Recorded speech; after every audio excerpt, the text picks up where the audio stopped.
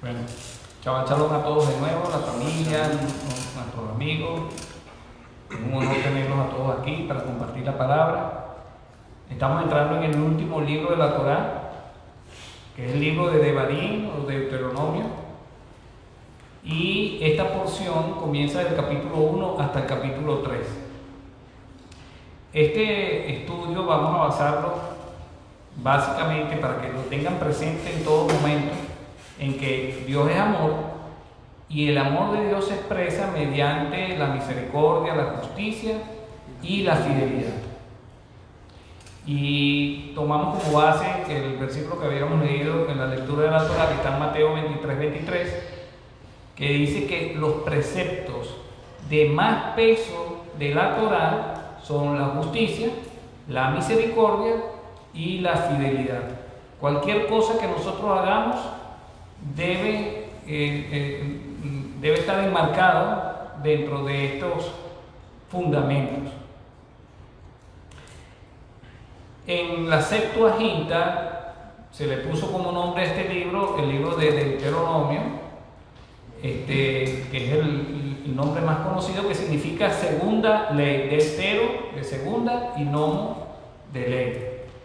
Y dentro del judaísmo, este libro también se le dice la Mishneh Torah, que significa la repetición de la Torah. Sin embargo, la palabra Devarim significa palabras, o sea, es el plural del hebreo davar y es el equivalente al logos del griego. Para empezar a ir entendiendo un poco más la profundidad de esta expresión, podemos ver cómo se escribe esta palabra en hebreo y ver el significado letra por letra. De esta manera se escribe la palabra Devarim, con la Dalet, la Bet, la Resh, la Yod y la Mem. La Dalet representa la puerta, la Bet la casa o la casa, la tienda. La Rosh significa el príncipe porque es cabeza, el cabeza de la congregación. La Yod representa la diestra de Dios, la mano que obra la palabra de Dios. Y la Mem representa las aguas de vida y las aguas de la muerte. Sabemos que en la Torá la palabra se relaciona con el agua, ¿no? Y si unimos todos estos significados podemos sacar la siguiente frase. Devarim, que es las palabras, se refiere a la puerta de la casa del que es la cabeza de Israel. La puerta de la casa nuestra, que es el cuerpo, es la boca. Por lo tanto, la puerta de la casa del que es la cabeza de Israel y su diestra obrando por medio de las aguas de vida y muerte. Dios nos va a juzgar con respecto a su palabra y por las palabras nuestras seremos condenados o seremos absueltos. Ese es el significado de la palabra Devarim. Ahora fíjense, vamos a ir directamente a la parashá que está en el versículo 1 del capítulo 1 de Deuteronomio y aquí más o menos va a estar concentrado todo el estudio. Dice así, o puedes leernos, Alejandro. Estas son las palabras que Moshe habló a todo Israel al otro lado del Jordán, en el desierto, en el Arabá, frente a Suf, entre Parán, Tofel, Labán, Haserot y Dasahar. Ok, es interesante para que nos ubiquemos en el tiempo y en el espacio. El pueblo de Israel está ya en el año 40 de su peregrinar por el desierto. Estamos ubicados del otro lado del Jordán, frente a Jericó, y esta es una nueva generación, porque la antigua generación murió durante esos 40 años en el desierto. Moshe está a un mes de su muerte. Y ya él estaba consciente de eso porque Dios se lo había dicho. Y él decide dar sus últimas palabras al pueblo antes de entregarlo a la conducción de Josué.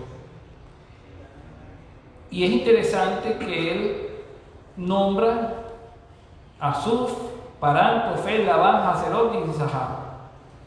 Y muchas personas dicen, bueno, tratan de buscar esto en el mapa, estas ciudades, estas ubicaciones, y no existen. Porque lo que está haciendo referencia a Moshe en ese momento de una manera muy sutil es recordando todas las situaciones donde nuestro pueblo fuimos rebeldes, murmuramos. Por ponerle dos ejemplos. Por ejemplo, Labán significa blanco y el maná era blanco, y hubo una murmuración que el pueblo quería carne porque este maná lo tuvieron en poca cosa. Sabemos todos que el maná representa el pan que vino del cielo, que es el Mesías Yeshua. Y para poner otro ejemplo, por ejemplo, Dizahab significa mucho oro. Cuando él dice Dizahab, entonces automáticamente el pueblo se conecta con el episodio del becerro de oro, porque salimos con mucho oro de Egipto, que el Señor nos lo concedió, y le dimos un mal uso y fabricamos un becerro de oro. Entonces, cuando Moshe decide estas palabras, los sabios dicen que detrás de estas palabras hay como una amonestación, una corrección, una repetición para que recordemos las cosas pasadas, para que no volvamos a cometer los mismos errores. Ahora, la palabra que Moshe dijo fue una repetición de toda la Torá. Incluso se le agregaron algunos mandamientos adicionales que completaron así los 613 mandamientos. Y nosotros tenemos que buscar una aplicación práctica para nuestra vida. Como estábamos orando cuando estábamos leyendo la lectura de la Torá, que Daniel estaba leyendo, nosotros debemos repetir la palabra de Dios en todo momento de nuestras vidas. Todos los días y hasta el final de nuestros días, como Moshe hizo. Ok, entonces vamos a empezar a ver los puntos más importantes de la palabra de Dios, que son la justicia, la misericordia, en primer lugar, pero lo vamos a ver desde el punto de vista de la creación. La justicia desde la creación y la misericordia desde la creación. Nosotros tenemos que estar conscientes que cuando en el principio creó Dios todas las cosas, los cielos y la tierra, lo hizo por medio de la palabra. Dan, ¿puedes leernos Hebreos 11:3, por favor? Por la fe entendemos que el universo fue preparado por la palabra de Dios, de modo que lo que se ve no fue hecho de cosas visibles. Ok. Si por la palabra de Dios fue creado todo el universo, ¿no?, con toda la sabiduría y la complejidad que tiene, nosotros deberíamos tomar como una buena práctica que la palabra de Dios, que es poderosa, esté siempre en nuestros labios. Dice el Pirkei Avot, que significa la sabiduría de los padres, en la Mishnah 1, estoy hablando de la Torá oral, ¿no?, que el mundo fue creado con 10 expresiones. ¿Y qué nos enseña esto? Que el Eterno pudo haberlo creado con una sola palabra, pero quiso pronunciar las 10 sentencias para castigar a los malvados que destruyen al mundo creado con 10 expresiones, y para recompensar a los justos que conservan al mundo con 10 expresiones. Eso me hace recordar que el juicio que hubo sobre Egipto, que representa al mundo, que representa a Satanás, el pecado y la muerte, fue con 10 plagas. Y también me hace recordar que después que fuimos liberados, que el Señor nos llevó al monte Sinaí, después de haber hecho un pacto con nosotros, ese pacto se selló con las 10 palabras, los Hased Hadebarim, conocido como los 10 mandamientos, pero en realidad lo que dice ahí, que esas son las 10 palabras que el Eterno nos dio como pueblo. En cuanto a, hay diversos comentarios con respecto a la Mishnah que acabamos de leer. Por ejemplo, en el Talmud, en la Megilá 21b, se dice que el relato de la creación al principio del Génesis solo contiene 9 veces la palabra o la expresión Vayomer Elohim, que significa y dijo Dios. Pero habíamos leído que son 10 expresiones, ¿no? Pero el primer versículo de la Torá, que es en el principio creó Dios los cielos y la tierra, también debe considerarse como una palabra o una sentencia de Elohim, pues un versículo de los Tehillim de los Salmos dice, en el Salmo 33:6, por la palabra de Hashem fueron hechos los cielos y por el aliento de su boca todo su ejército. Entonces ellos conectan este salmo con el primer versículo para poder completar la 10ª sentencia. En Amot 5:1 dice que la primera de estas expresiones, de esta sentencia, ya lo limita, en vez del primer versículo, lo limita a la primera palabra en el principio, que en hebreo se dice Bereshit. Esta es una expresión oculta, en la que nada es dicho, en contraste con las otras 9. Las otras 9 expresiones reveladas, cada una de las cuales es introducida con la frase Vayomer Elohim, y dijo Dios. Otro comentario que aparece en Likutei Halajot 8:121b dice: como un todo, esas 10 expresiones corresponden a los 10 mandamientos, indicando que el poder de la creación se encuentra en la Torá. Las 9 expresiones reveladas corresponden a la Torá revelada, con sus ordenanzas, recompensas y castigos. Y la Torá revelada representa el ámbito de la justicia. Y efectivamente es así, no porque lo digan en este comentario, sino porque lo dice el Nuevo Testamento directamente, que la Torá que se le entregó a Moshe, y lo vamos a ver más adelante, es la Torá de la condenación, porque nos dice lo que nosotros debemos hacer, ¿no? Nos indica cuál es el camino que nosotros debemos seguir. ¿Y por qué es la Torá de la condenación? Porque como nadie puede seguir sin desviarse de ese camino, nos hace conscientes de que todos somos pecadores y que estamos condenados. Hay otro comentario, y aquí empezamos a ver, en los anteriores comentarios estamos viendo la justicia de Dios desde la creación, pero ahora vamos a ver su misericordia. Siguiendo el comentario, dice que la expresión oculta, Bereshit, en el principio, corresponde a la Torá oculta, que contiene los misterios de la Kabbalah y los misterios de la creación.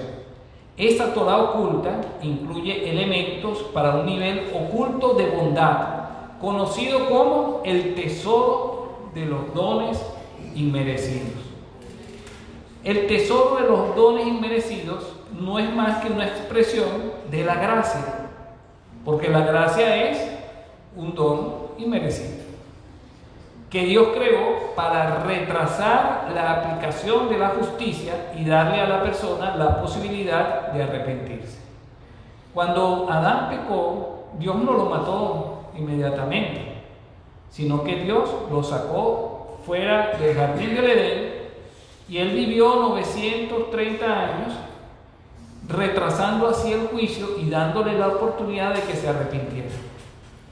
Dice en 2 de Pedro 3:9, ¿puedes leernos, Juanita, por favor?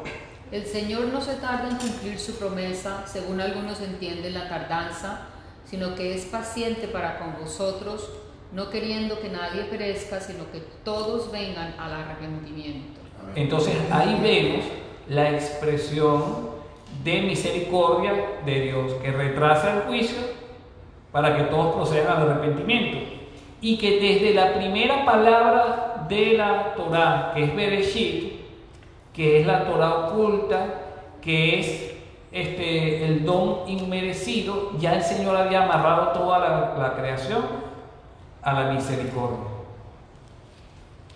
Vamos a conectarnos un poco con el primer versículo del Evangelio de Juan, que habla del principio y habla de la palabra, el verbo, el logos, ¿no? Pero antes de eso es importante que hagamos un poquito de contexto, porque cuando Juan dice que en el principio era el verbo y el verbo le pertenecía a Dios y Dios era el verbo, tenemos que entender qué era lo que estaba entendiendo la audiencia de los griegos en ese momento. Fíjense, la palabra que se utilizó en la Septuaginta, que es la traducción al griego de la Biblia hebrea hecha por 70 sabios judíos, la traducción de Bereshit en el principio es arjí en griego, ¿no? Y esa es la misma palabra que aparece en Juan 1:1 cuando dice en el principio, en el arjí. Ahora, dentro de la filosofía griega, eso simplemente no está hablando de un principio, de un comienzo así de sencillo, sino que dice, y esto lo pueden buscar ustedes en internet, que está al acceso de todo el mundo, dice que el arjí es un concepto fundamental en la filosofía de la antigua Grecia, que significa el comienzo del universo o el primer elemento de todas las cosas. Es la razón primordial o lo que originó todo el universo. Es lo que explica el comienzo del universo con una explicación racional que puede ser a partir de una sustancia o de varias sustancias. O sea, cuando Juan dice en el arjí era el verbo, entonces él está diciendo que el origen común de todas las cosas que dio paso a la vida era el verbo.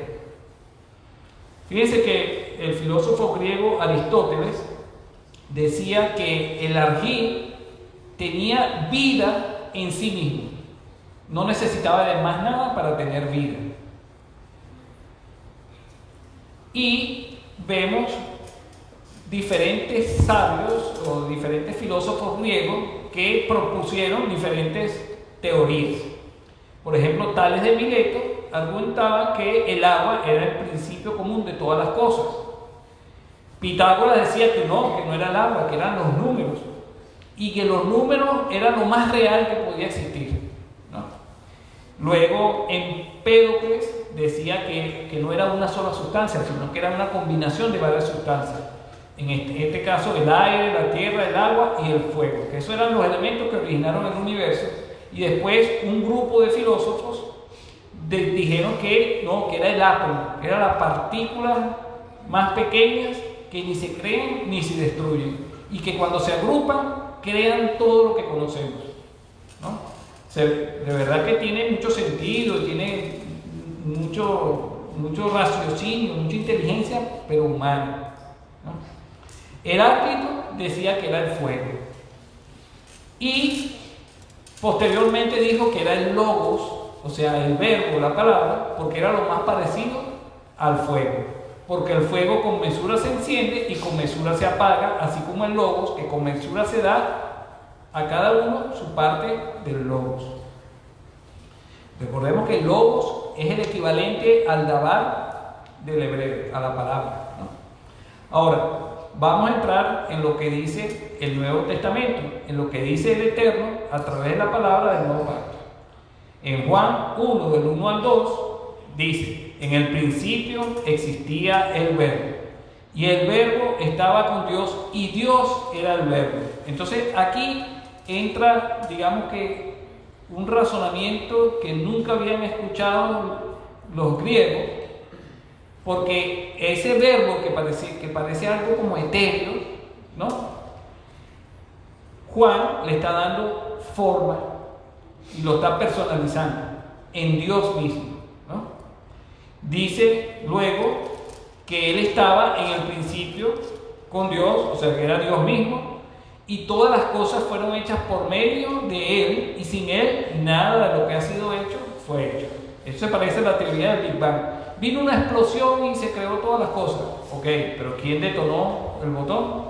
Entonces, Dios es el que pronuncia la palabra creadora, ¿no? Y luego vemos en Juan 1:14. Carlos, ¿puedes leernos, por favor? Y el Verbo se hizo carne y habitó entre nosotros, y vimos su gloria, gloria como del unigénito del Padre, lleno de gracia y de verdad. O sea que Yeshua, que es la palabra de Dios, pero llena del Espíritu de Dios, llena de vida, se vistió con un traje de hombre y vino como nuestro Salvador. Él es el tesoro de los dones inmerecidos ocultos desde Bereshit, desde el primer versículo de la Torá. Fíjense, los sabios dijeron que el primer versículo y la primera palabra de la Torá representaba a una expresión oculta que completaba las 10 expresiones, sacándolo del Salmo 33:6, que dice: por la palabra de Hashem fueron hechos los cielos, y por el aliento de su boca todo su ejército. Ahí la palabra viene de Dabar, ¿no? Dice Be Dibar, que viene de Dabar, por Dibar, por la palabra, y después la expresión y por el aliento. En realidad dice Iberrúa, que es, o Uberrúa, que significa y por el Rúa, y por el Espíritu, y por el Espíritu de su boca todo su ejército. Si nosotros vemos el valor de la gematría de la palabra Uberrúa, vemos que suma 222.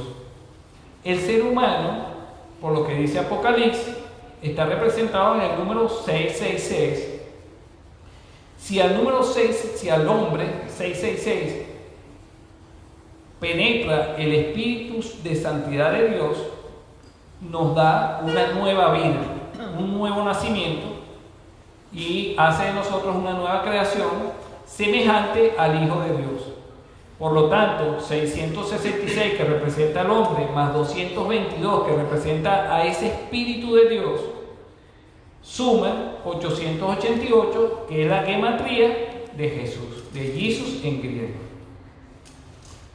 Entonces vamos entendiendo que la palabra y cobra vida por el Espíritu de santidad. Si nosotros leemos la Torá solamente, estamos condenados. Pero si esa Torá cobra vida y es sellada en nuestros corazones por el Espíritu de santidad de Yeshua, entonces somos una nueva creación. ¿Qué dice Juan 3, del 6 al 9? Darwin, ¿puedes leerlo, por favor? Lo que es nacido de la carne, carne es, y lo que es nacido del Espíritu, Espíritu es. No te asombres que te haya dicho, o es necesario nacer de nuevo, o es necesario nacer de nuevo. El viento sopla donde quiere, y oye su sonido, pero no sabes de dónde viene, ni a dónde va. Así es todo aquel que es nacido del Espíritu. Muy bien. Todo el que es nacido del Espíritu es conformado al 888, además de Yeshua. ¿Qué dice Isaías 59, 21? Miguel David, ¿puedes leernos, por favor? En cuanto a mí, dice Hashem, este es mi pacto con ellos. Mi espíritu está sobre ti y mis palabras que he puesto en tu boca no se apartarán de tu boca, ni de la boca de tu descendencia, ni de la boca de la descendencia de tu descendencia, dice Hashem, desde ahora y para siempre. Amén. El pacto de Dios es una muestra del amor de Dios, de su misericordia por nosotros y de su justicia, porque el pago de nuestra paz fue sobre Yeshua HaMashiach. Hubo un acto de justicia, hubo un derramamiento de sangre, pero eso es lo que dio paso a la misericordia hacia nosotros. Y esto es una obra del Espíritu, es una obra del Espíritu. ¿Qué dice Efesios 2:8 y Romanos 10:7? Maribel, ¿puedes leerlo, por favor? Porque por gracia habéis sido salvados por medio de la fe. Y esto no de vosotros, sino que es don de Dios. Así que la fe viene del oír, y el oír por la palabra de Cristo. Amén. Ok, entonces la misericordia se expresa en la gracia de Dios, que es un don inmerecido, por medio de la fe. Pero es imposible tener fe si no escuchamos la palabra de Dios.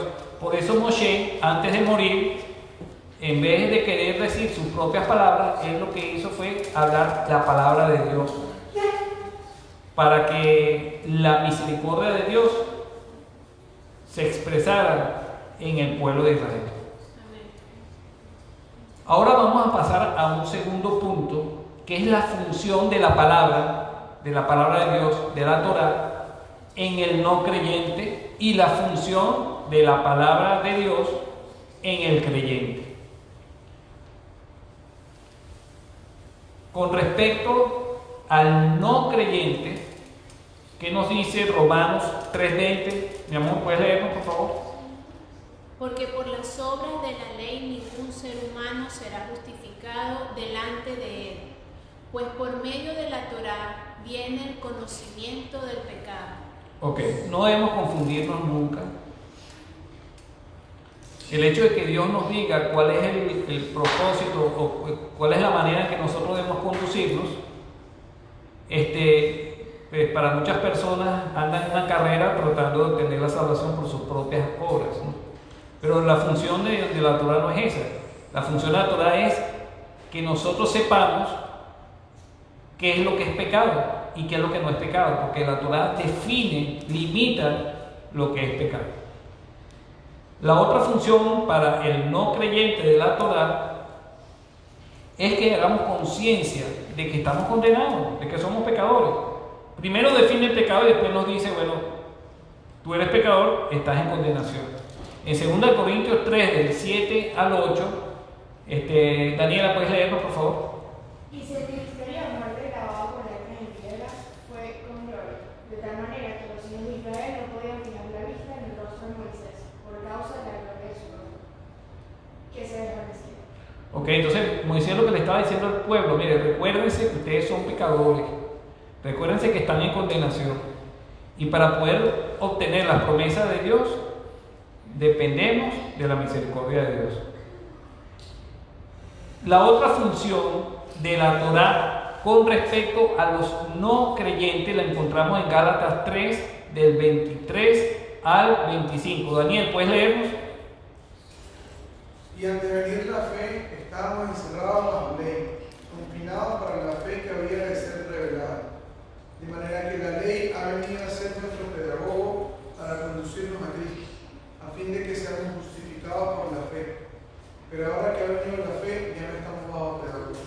Esa palabra pedagogo, del griego, muchas veces ha sido traducido como ayo, pero el pedagogo griego en aquella época era uno que se encargaba de buscar al niño a casa de los padres y lo conducía a casa de su maestro, el que le enseñaba la Torá, y cuidaba de que el niño no se desviara en ningún momento por el camino, lo protegía y lo conducía hasta el maestro.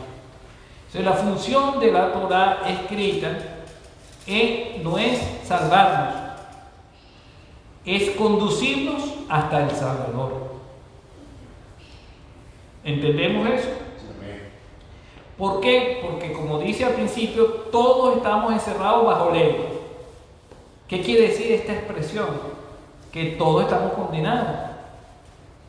Todos. Por lo tanto, la Torá, cuando nosotros sentimos esa necesidad de un Salvador, porque hacemos conciencia de que somos pecadores, entonces la Torá nos presenta, mira, mucho gusto, aquí te presento a tu Salvador Yeshua HaMashiach. Después, Yeshua HaMashiach es el que nos salva, porque Él es el que tiene el espíritu de la Torá, el espíritu de santidad, el espíritu de vida. Esas palabras escritas pueden ser introducidas en nuestro corazón. Una vez que Yeshua, el Mesías, nos salva, entonces la Torá sigue cumpliendo una función para el creyente. En este caso, ¿cuál es la función para el creyente? Yorley, ¿puedes leernos 2 Timoteo 3, 16, 17? Toda escritura es inspirada por Dios y útil para enseñar, para reprender, para corregir, para instruir en justicia, a fin de que en el hombre de Dios sea perfecto, equipado para toda buena obra. Cuando dice el hombre de Dios, ya estamos hablando de los creyentes, del pueblo de Israel, de la iglesia, de la congregación de los santos. Y entonces la Torá nos enseña, pero nos reprende también, nos dice cuando estamos actuando mal, cuando nos hemos salido del camino, nos corrige para llevarnos al camino y nos instruye en justicia para que sepamos cómo amar al prójimo. Porque cómo vamos, o sea, si no amamos al prójimo que vemos, ¿cómo vamos a amar a Dios que no vemos? Por lo tanto, el mismo Yeshua decía que las personas en esa época examinaban las escrituras para buscar la vida eterna. Pero dentro de las escrituras se habla de Yeshua HaMashiach.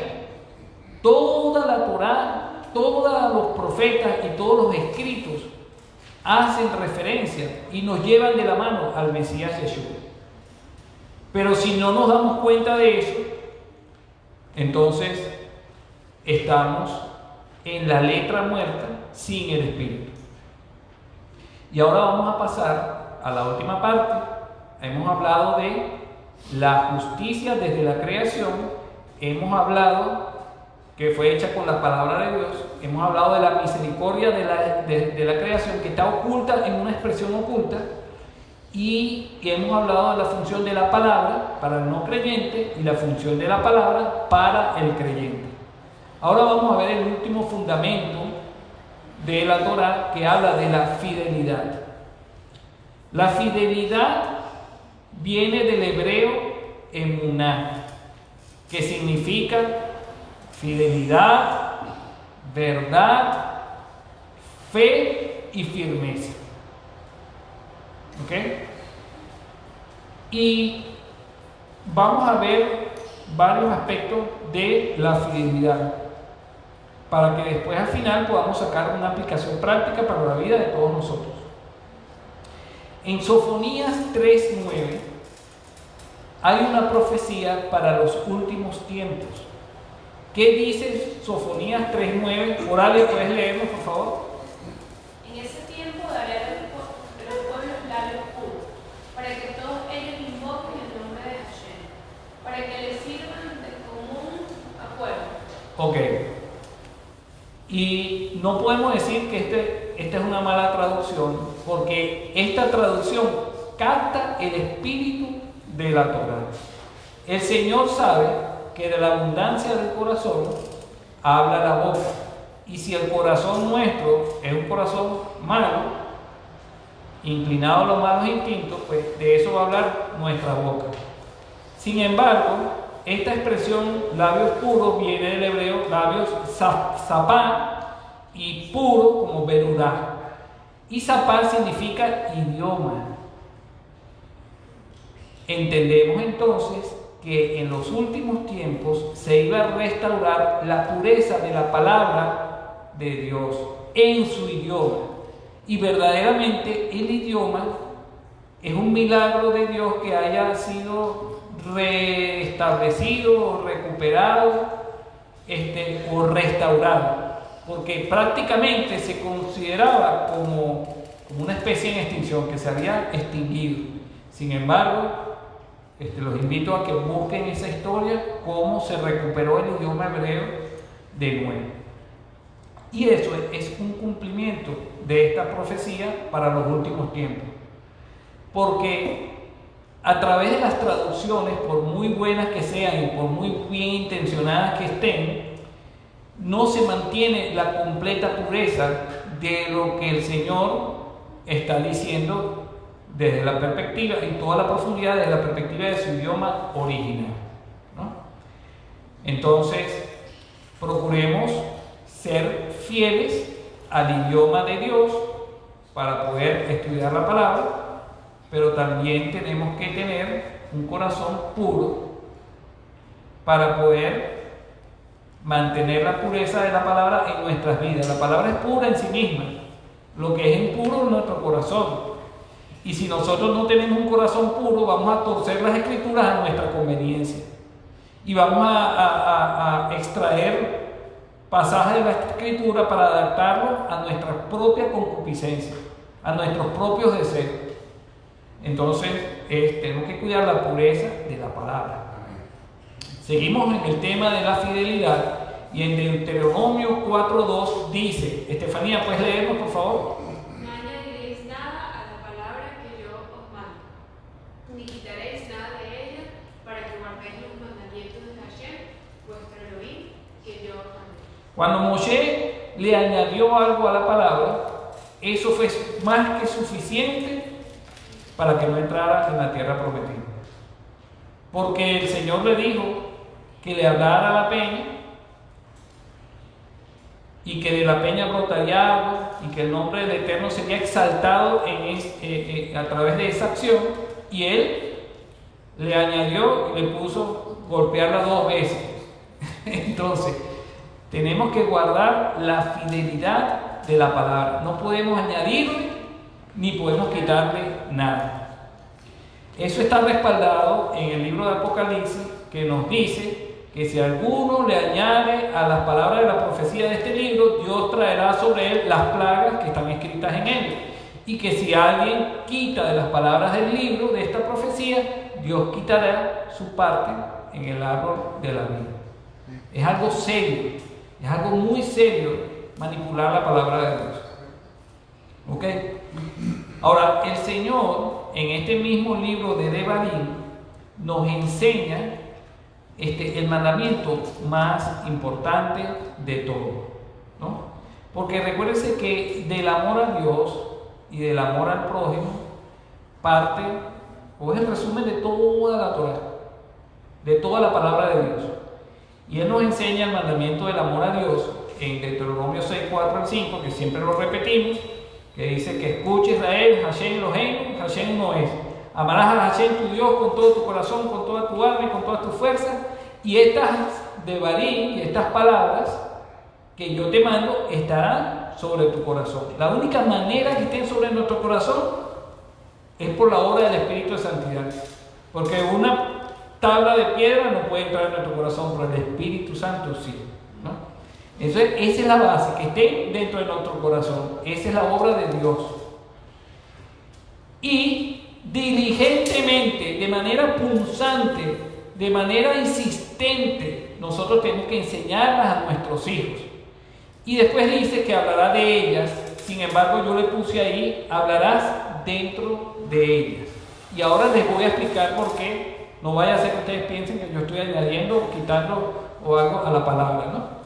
Y hablarás dentro de ellas cuando te sientes en tu casa, cuando andes por el camino, cuando te acuestes, cuando te levantes, y las atarás como una señal en tus manos y las escribirás como por insignia entre tus ojos. Y las escribirás en los postes de tu casa y en tus puertas, ¿no? Eso quiere decir que nosotros debemos enseñar a las siguientes generaciones, o sea, amar al prójimo, estando dentro de la palabra de Dios, por la obra del Espíritu que la puso en nuestros corazones, ¿no? En todo momento tenemos que repetir las palabras estando dentro de ellas. La mejor manera de estar dentro de las palabras y repetirlas es que no solamente la hablemos, sino que la hagamos.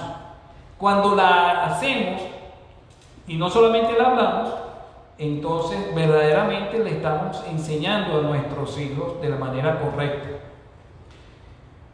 Fíjense, un comentario sobre esta expresión, y hablarás sobre ellas, en hebreo es bedibartá ban, ¿no? Hablarás sobre ellos.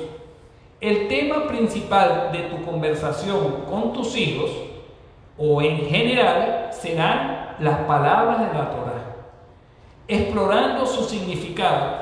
La palabra ban es restrictiva, es decir, se habla de la Torá con exclusión de otros temas. Entonces, ¿por qué yo le puse dentro de ellas? Porque como esa expresión ban es restrictiva, nosotros tenemos que hablar, cualquier tema del que hablamos debe estar dentro del marco de la Torá, dentro del amor a Dios, el amor al prójimo, la justicia, la misericordia, la fidelidad, porque el Señor nos está restringiendo de que nos salgamos de esos parámetros, ¿no? Ahora, vamos a ver cómo se aplica la fidelidad en las personas. Y tomamos como ejemplo a Moshe, que dice en Números 7, del 7 al 8, que él fue fiel en toda la casa de Dios, ¿no? Y sin embargo, el pueblo se atrevió a murmurar y se atrevió a desafiar la autoridad que Dios había puesto en Moshe, ¿no? Moshe tenía una revelación de Dios porque él contempló la imagen de Hashem. Y la imagen de Hashem, si Dios es espíritu, la imagen de Hashem es el cuerpo de Dios, que es el Mesías, Yeshua. Por lo tanto, Moshe tenía una revelación del Mesías. Y cuando él confecciona el tabernáculo, con todas las medidas y las instrucciones exactas que Dios le dio, él lo que estaba era edificando al Mesías, a un prototipo de Mesías para que el pueblo tuviera esa revelación, ¿no? Sin embargo, el pueblo no tuvo temor y habló en contra de Moshe. Ahora, yo quiero que en un tipo de interpretación un poquito más profunda, nosotros relacionemos a Moshe con la palabra escrita. Cuando en el Nuevo Testamento se hace la expresión la Torá de Moshe, no está hablando de que eran las palabras de Moshe, sino que era la palabra de Dios escrita, dada por medio de Moshe. Cuando nosotros añadimos o quitamos a la palabra de Dios, estamos hablando mal de la Torá de Moshe. ¿Entendemos eso? Sí. Ok, seguimos adelante. En Hebreos 3, del 1 al 5, Miguel David, ¿puedes leernos? Por tanto, hermanos santos, participantes del llamamiento celestial, considerad a Yeshua, el apóstol y sumo sacerdote de nuestra fe, el cual fue fiel al que le designó, como también lo fue Moisés, en toda la casa de Dios, porque él ha sido considerado digno de más gloria que Moisés, así como el constructor de la casa tiene más honra que la casa. Ok, Dios dio la Torá por medio de Moshe, y eso le da una honra muy elevada a Moshe. Pero dice que Yeshua es superior a Moshe. ¿Por qué? Porque él fue el que cumplió, el único, porque ni siquiera el propio Moshe cumplió todas las instrucciones de Dios. El único que cumplió todas las instrucciones que estaban escritas por Moshe fue Yeshua. Entonces, ¿quién tiene más honra? ¿El que cumplió la Torá o el que la escribió? El que la cumplió. Y Yeshua es el único que la cumplió. Pero Yeshua muestra su fidelidad en nosotros porque Él está construyendo de cada uno de nosotros un templo. Amén.